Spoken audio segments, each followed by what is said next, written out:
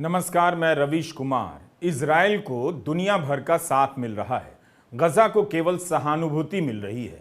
गजा को अब तक दवा पानी नहीं मिला, मगर इजराइल को युद्धपोत से लेकर सैनिक सामान सब मिल गया। इंडिपेंडेंट अखबार ने रिपोर्ट किया है कि गजा में डॉक्टर बिना एनेस्थीसिया के ऑपरेशन कर रहे हैं। यह कितना भयावह होगा। बेहोशी के इंजेक्शन बिना ऑपरेशन करने से मरीज पर क्या गुजरती होगी और डॉक्टर पर क्या बीतती होगी। कई सौ साल पीछे की पद्धति से चिकित्सा हो रही है। इंडिपेंडेंट अखबार ने यह भी लिखा है कि हर मरीज के लिए दवा नहीं है।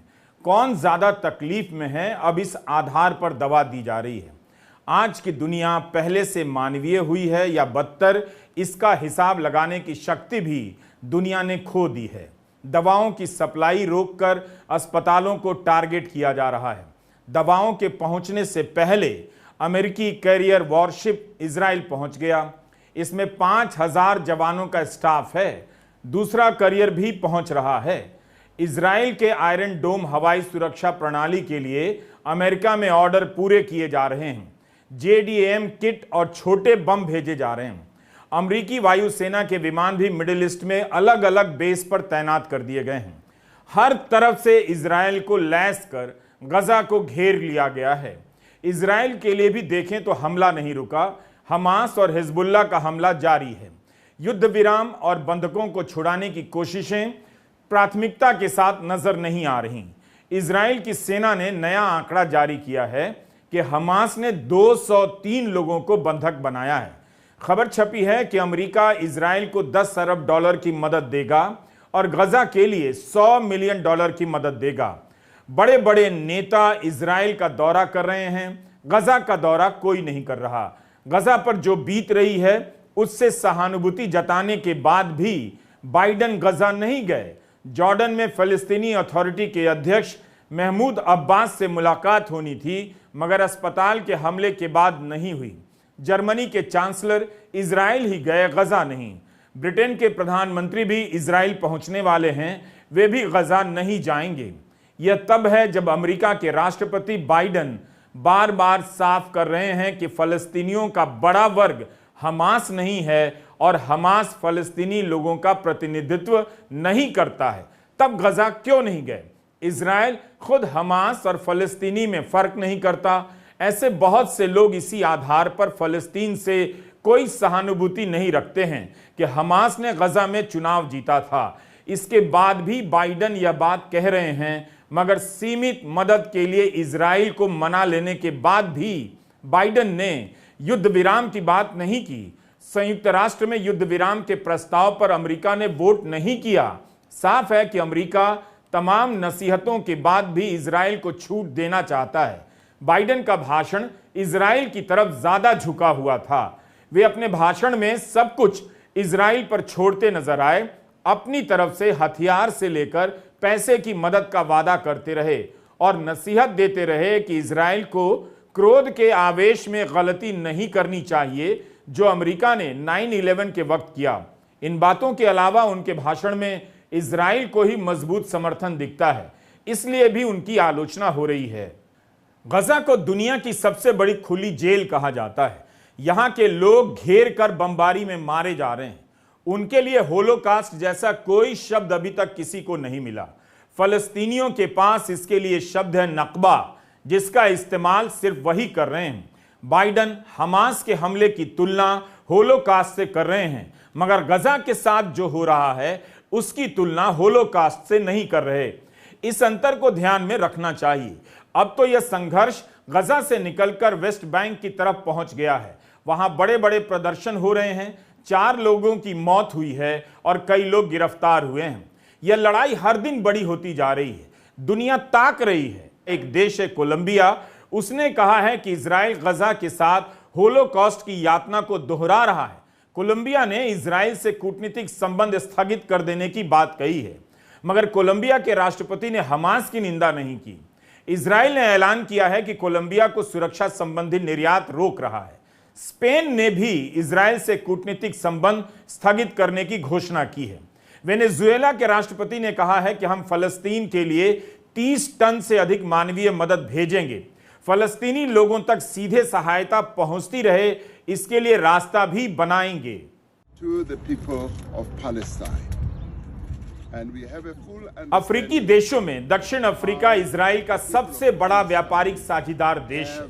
दक्षिण अफ्रीका के राष्ट्रपति सिरिल रामाफोसा अपनी पार्टी के सदस्यों के साथ खड़े हैं, बयान दे रहे हैं कि हम यहां खड़े होकर फलस्तीन के लोगों के साथ अपनी साझेदारी व्यक्त करते हैं। हम मिडिल ईस्ट में हो रही घटनाओं को लेकर चिंतित हैं। हमें इस बात की पूरी समझ है कि कैसे फलस्तीन के लोगों ने इस मामले को उठाया है। ये वो लोग हैं जो 75 साल से कब्जे में रह रहे हैं। एक और अफ्रीकी देश अल्जीरिया ने फलस्तीन के समर्थन में इजराइल की निंदा की है। ब्राजील इस समय संयुक्त राष्ट्र सुरक्षा परिषद का अध्यक्ष है। राष्ट्रपति लूला युद्ध विराम की मांग कर रहे हैं। उन्होंने कहा है कि हमास बच्चों को रिहा करे और इजराइल गजा के बच्चों और महिलाओं को गजा से इजिप्ट जाने का रास्ता दे। मानवीय सहायता पहुंचाने के लिए तुर्की से बातचीत कर रहे हैं। अफ्रीकी देशों के समूह को जब दिल्ली G20 में शामिल किया गया तब इसे युगांतकारी फैसला बताया गया। अब उन देशों की राय पर कहीं कोई चर्चा नहीं। पता चलता है कि अफ्रीकी देशों की मीडिया और अंतर्राष्ट्रीय बहस में क्या हैसियत रह गई है। ब्रिक्स देशों में दक्षिण अफ्रीका, चीन, रूस और ब्राजील ने फलस्तीन की बात की है, समर्थन किया है।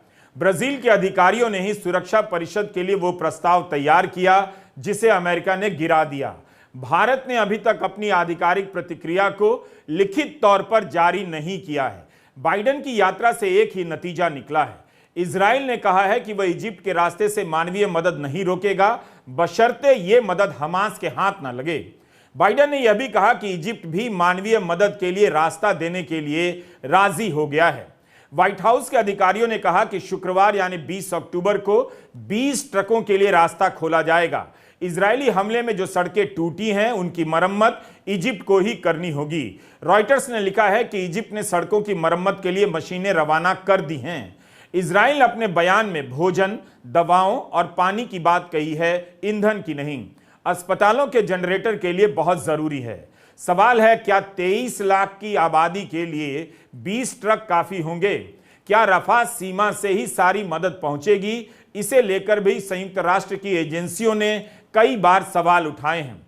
यूएनएड ने सुरक्षा परिषद को जानकारी दी है कि हर दिन 100 ट्रक सामान भेजने की जरूरत है।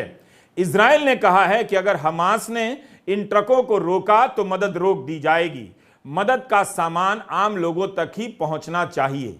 ये तस्वीरें WHO की हैं।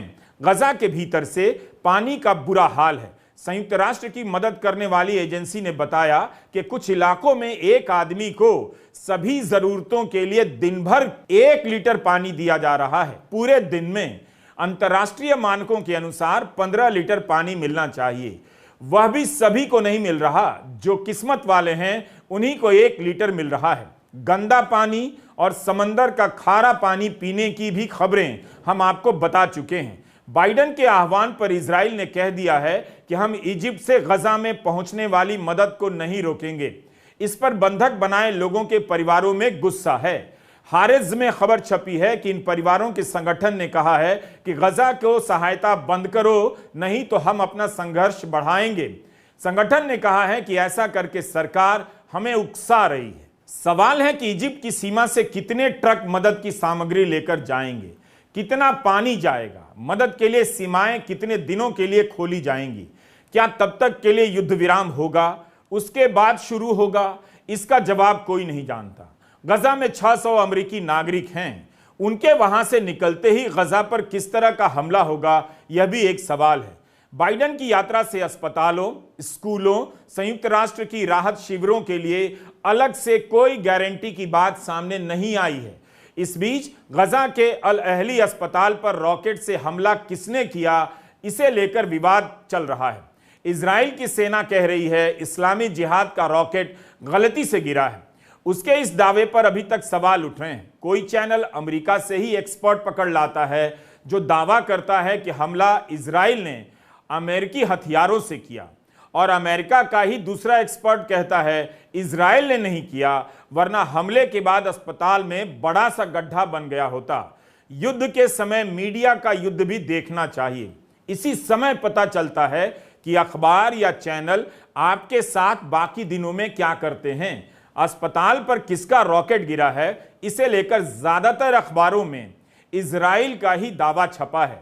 इसलिए हास्य व्यंग्य की वेबसाइट द अनियन की यह हेडलाइन ही इस वक्त सही नजर आती है। हेडलाइन है कि इजराइल की सेना ने कहा है कि आपने बम गिराया है, आप पाठकों ने अस्पताल पर बम गिराया है। इस लेख को पढ़ने वाले पाठकों ने बम गिराया है और इसका पूरा प्रमाण इजराइल के पास है। इजराइल की सेना की रिपोर्ट में लिखा गया है कि अंतर्राष्ट्रीय सुरक्षा विशेषज्ञों के बीच इस बात को लेकर पूरी सहमति है कि आप पाठकों ने अस्पताल पर बम गिराए हैं। सुरक्षा विशेषज्ञों ने आपके उन वीडियो को देखा है जिसमें आप अपने घरों से अस्पताल पर मिसाइलें दाग रहे हैं। हेग में जब आपके खिलाफ आपराधिक मामला चलेगा तब यह वीडियो दिखाया जाएगा।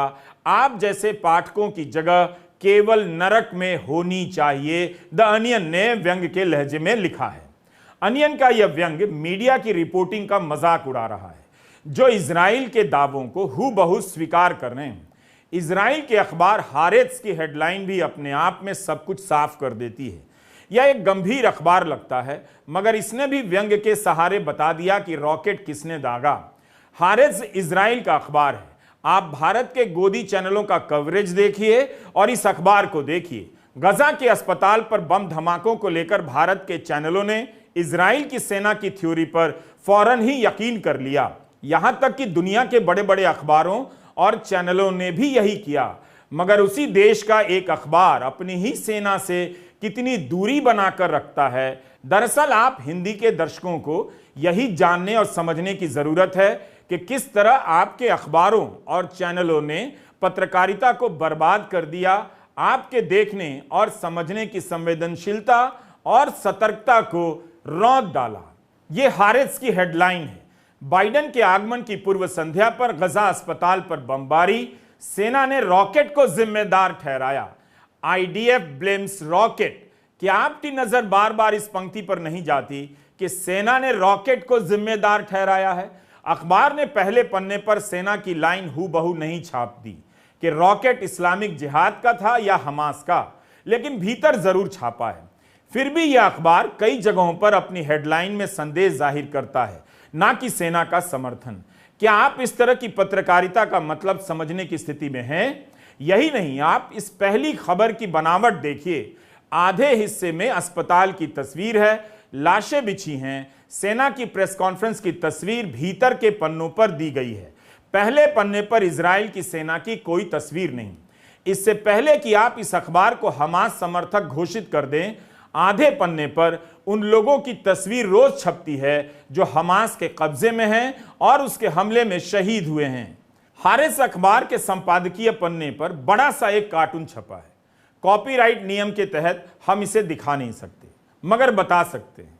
दोनों तरफ मिसाइलें रखी हुई हैं और प्रेस कॉन्फ्रेंस करने वाला गायब है, खाली माइक है। लिखा है कि यहां जवाबदेही की घोषणा होने वाली है। कार्टून का इशारा है कि इस हॉल में क्या कोई सच बोलेगा, युद्ध की भाषा से अलग बोल पाएगा। आप समझ सकते हैं कि यह अखबार अपने देश की सेना के दावे को कितने संदेह से देखता है। कायदे से यही होना चाहिए। आपको इस अखबार की एक संपादकीय का भावानुवाद सुनाना चाहता हूं। यह संपादकीय भारतीय संदर्भ में भी गूंजती है। इसका शीर्षक है द परसिक्यूशन हैज बिगन, उत्पीड़न शुरू हो चुका है। इसकी पहली पंक्ति है मौलिक अधिकारों, उसमें भी सबसे पहले अभिव्यक्ति की आजादी को खत्म कर देने के लिए आपातकाल सबसे सुनहरा अवसर होता है। अखबार लिखता है कि आपात स्थितियां हमेशा निजी अधिकारों, बोलने की आजादी को नष्ट करने की सबसे उर्वर भूमि होती हैं।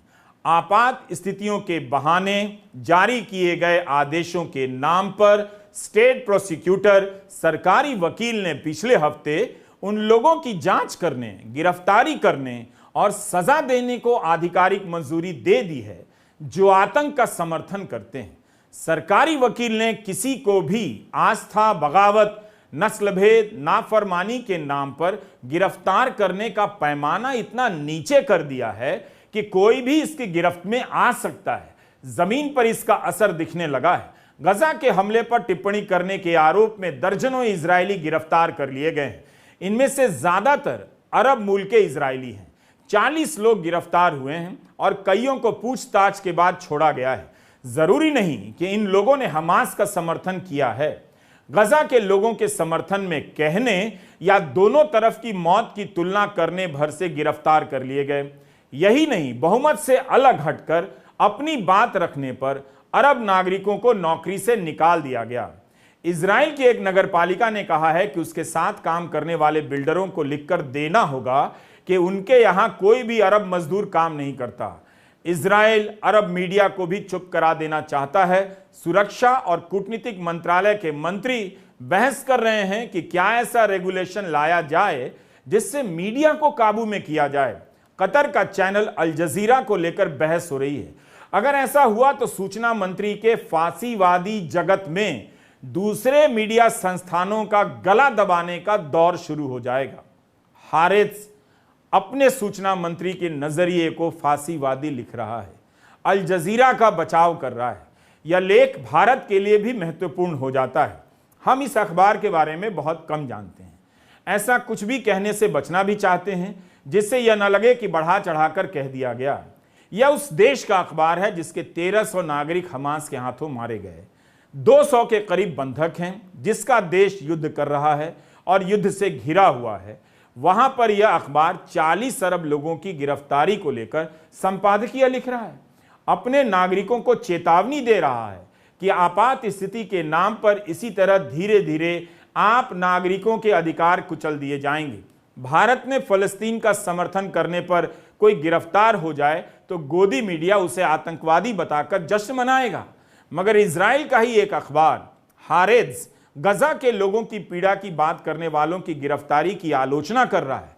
बहुमत से अलग आवाज के पक्ष में खड़ा नजर आता है। मुझे यकीन है कि बहुत से दर्शकों को इस पर यकीन नहीं होगा। 2014 के बाद से जिस तरह से भारत की पत्रकारिता कबाड़ में बदली है, जाहिर है उसके पाठक और दर्शक भी बदल गए होंगे। उन्हें हारेत्स के संपादकीय युद्ध के समय अपने प्रधानमंत्री नेतन्याहू को भ्रष्ट, गैंग लीडर, माफिया वगैरह वगैरह लिखने पर यकीन नहीं होगा। भारत में केरला का मीडिया वन न्यूज चैनल राष्ट्रीय सुरक्षा के नाम पर बैन कर दिया गया। सुप्रीम कोर्ट ने बहुत फटकार लगाई। दरअसल आप दर्शकों के सामने अब सही पत्रकारिता का कोई पैमाना या आदर्श नहीं बचा है। दुनिया के बड़े बड़े अखबार और चैनल भी इस युद्ध में प्रोपेगेंडा कर रहे हैं, एक तरफा हुए जा रहे हैं, एक्सपोज हो गए हैं। हारेत्स बहुत महान अखबार ना हो, मगर इस वक्त में इसके पन्नों से आप इतना तो देख ही सकते हैं कि एक अखबार या पत्रकार को क्या करना चाहिए और क्या नहीं करना चाहिए। हम इस युद्ध के कवरेज को देखते हुए खुद को भी युद्ध में झोंक देते हैं। मीडिया इस आग में घी का काम करता है। दर्शक या पाठक के लिए बहुत आसान नहीं कि सच या झूठ का पता कर ले। भारत में भी बहुत से फर्जी हैंडल बनाए गए हैं जो इजराइल का समर्थन कर रहे हैं, इजराइल के पक्ष में झूठ और नफरती बातें फैला रहे हैं। लेकिन इजराइल के ही अखबार हारेत्स के पन्नों पर एक खास किस्म का संयम दिखता है। कहीं से सेना का अनादर नहीं, मगर सेना को लेकर खूब सारे सवाल हैं। यही नहीं, जनता से भी सवाल हैं। 18 अक्टूबर के अखबार में यह संपादकीय पढ़कर आप हिल जाएंगे। इसमें लिखा है कि जवाबदेही स्वीकार कर लेने का मतलब होगा खुद को दोष मुक्त कर लेना। नेतन्याहू और उनके आसपास के कार्टून कैरेक्टरों से जवाबदेही स्वीकार कर लेने की उम्मीद का यही मतलब होगा, और वे स्वीकार भी कर लेंगे। वैसे प्रधानमंत्री ने जवाबदेही स्वीकार की है, ना माफी मांगी है। जो लोग नेतन्याहू से जवाबदेही की मांग कर रहे हैं, ये वही लोग हैं जो युद्ध से पहले हर चीज के लिए नेतन्याहू को ही जिम्मेदार ठहरा रहे थे। तमाम तस्वीरों में नेतन्याहू दुनिया भर के ताकतवर नेताओं के साथ भले दिखते हों, ताकतवर दिखाए जाते हों, मगर हेराज अखबार के इस संपादकीय में लिखा गया है कि जिन लाखों लोगों ने नेतन्याहू के खिलाफ इस बात को लेकर प्रदर्शन किया कि वह इजराइल के समाज, संस्कृति, न्यायपालिका से लेकर अर्थव्यवस्था को बर्बाद करना बंद कर दें, वही लोग इस नेतन्याहू से उम्मीद करते हैं कि अपनी जवाबदेही स्वीकार कर लें। हेराज ने ऐसा लेख संपादकीय पन्ने पर छाप दिया है। भारत के हिंदी अखबार बड़े बड़े समाज शास्त्रियों के लेख नहीं छापते, क्योंकि उनमें मोदी सरकार की आलोचना होती है, किसी नीति की। मगर हारेत्स के संपादकीय में लिखा है कि नेतन्याहू रिस्पॉन्सिबिलिटी चैलेंज्ड हैं, यानी उनमें जवाबदेही स्वीकार करने की कुव्वत ही नहीं है, उनमें अपनी गलती स्वीकार करने का संवैधानिक बोध भी नहीं है। असंभव है कि भारत का कोई अखबार इन पंक्तियों को छाप दे। यहां तक कि अमेरिका में भी इस अखबार की चर्चा है कि वहां भी ऐसा कोई नहीं छाप सकता। हारिस की खबरें, संपादकीय और ट्वीट से आप गुजरेंगे तो नेतन्याहू को अलग तरीके से समझने लग जाएंगे। भारत में नेतन्याहू को हीरो बनाया जाता रहा है, मगर इजराइल का ही यह बड़ा अखबार उन्हें क्रिमिनल डिफेंडेंट लिख रहा है, अपराधी लिख देता है। 2 दिन पहले का हारिस का ट्वीट है। नेहमिया स्ट्रासलर ने ऑपेड में लिखा है कि नेतन्याहू ने पिछले 9 महीनों में न सिर्फ इजरायली समाज को ध्वस्त किया है और सेना को भी कमजोर किया है, बल्कि इस समय वो इजराइल देश के अस्तित्व के लिए खतरा बन गए हैं। कई जगहों पर लिखा है कि नेतन्याहू के बस की बात नहीं, वह युद्ध के समय नेतृत्व करने लायक नहीं। युद्ध नहीं रुका है। इजराइल अपनी शक्ति के साथ साथ दुनिया भर की शक्ति लिए मैदान में है। अरब देशों की प्रतिक्रियाएं ठंडी पड़ती जा रही हैं, उन्हें कोई भाव नहीं दे रहा। उन देशों में जनता फलस्तीनी लोगों के समर्थन में प्रदर्शन कर रही है, मगर अरब देश भी बोलने की खानापूर्ति ही कर रहे हैं। जिस तरह की खानापूर्ति बाइडेन साहब कर गए, उधर के लिए ज्यादा बोल गए, इधर के लिए थोड़ा बोल गए। 21वीं सदी का यह हिस्सा भी युद्ध का होता जा रहा है, ठीक जैसे 100 साल पहले 20वीं सदी में हो गया था। हमें पता है आप शांति की पूजा करते हैं, साथ में अहिंसा के भी पुजारी हैं। नमस्कार, मैं रवीश कुमार।